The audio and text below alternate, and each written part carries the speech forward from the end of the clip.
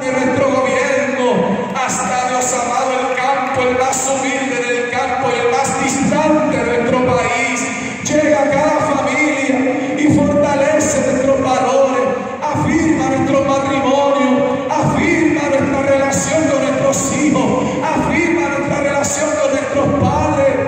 Oh Dios amado, hay una generación que se levanta, que está en peligro,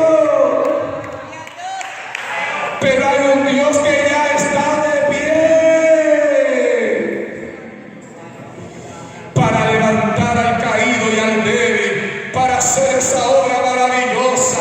Oh Dios amado, por eso estamos aquí clamando a ti, porque sabemos en quién hemos creído, porque tú eres la respuesta, porque tú eres el que levantas al caído, al débil. Tú eres realmente el que sana al enfermo, el que liberta al adicto. Tú eres el que rompe cadenas, tú eres el que sana los matrimonios y las relaciones.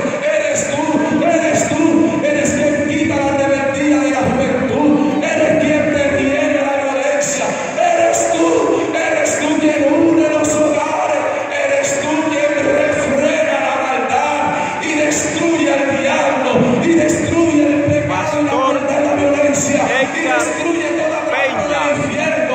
Orando por la familia puertorriqueña. La cancha número 2 de la Própolis de Manatí, Puerto Rico, en la actividad de ayuno y oración de esta ciudad hermosa.